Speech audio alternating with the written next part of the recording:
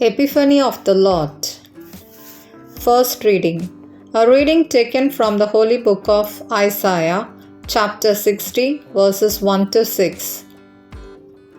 Arise, shine, for your light has come, and the glory of the Lord has risen upon you.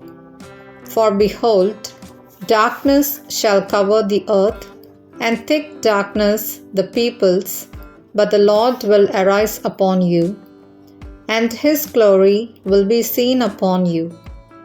And nations shall come to your light, and the kings to the brightness of your rising.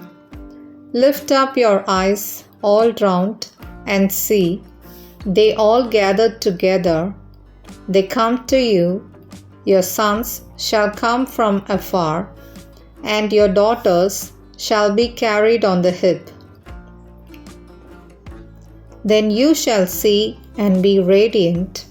Your heart shall thrill and exult, because the abundance of the sea shall be turned to you. The wealth of the nations shall come to you. A multitude of camels shall cover you, the young camels of Midian and Ephah, all those from Sheba shall come. They shall bring gold and frankincense, and shall bring good news, the praises of the Lord. This is the word of the Lord. Thanks be to God. Second reading. A reading from the letter of St. Paul to the Ephesians, chapter 3, verses 2 to 3 and from 5 to 6.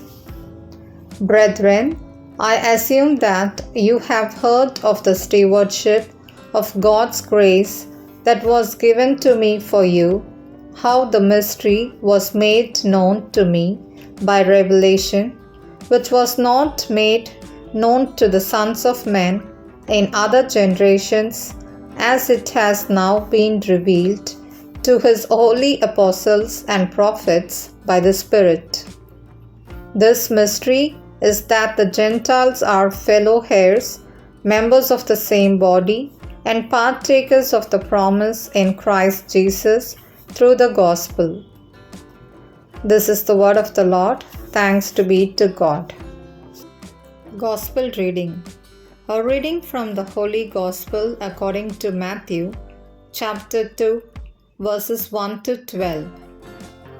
Now after Jesus was born in Bethlehem of Judea, in the days of Herod the king, behold, wise men from the east came to Jerusalem, saying, Where is he who has been born King of the Jews? For we saw his star when it rose, and have come to worship him. When Herod the king heard this, he was troubled, and all Jerusalem with him, and assembling all the chief priests and scribes of the people, he inquired of them where the Christ was to be born. They told him, In Bethlehem of Judea, for so it is written by the prophet, And you, O Bethlehem, in the land of Judah, are by no means least among the rulers of Judah, for from you shall come a ruler who will shepherd my people Israel. Then Herod summoned the wise men secretly and ascertained from them what time the star had appeared. And he sent them to Bethlehem, saying, Go and search diligently for the child, and when you have found him, bring me word, that I too may come and worship him. After listening to the king, they went on their way, and behold, the star that they had seen when it rose went before them until it came to rest over the place where the child was. When they saw the star, they rejoiced exceedingly with great joy. And going into the house, they saw the child with Mary his mother, and they fell down and worshipped him. Then, opening their treasures, they offered him gifts, gold and frankincense and myrrh. and being warned in a dream not to return to Herod, they departed to their own country by another way. This is the word of the gospel. Thanks be to God. Reflection. Today we celebrate the Epiphany, the revelation of Christ to the world.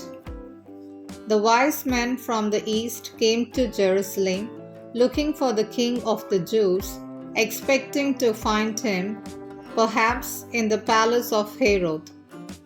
But, to their surprise, the star led them to a stable.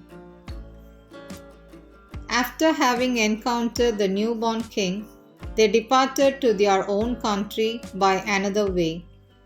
It was the divine encounter that changed their lives forever, and they began to travel on a new road of adventure. If we truly seek God and give ourselves fully to Him, we will also lead a new life.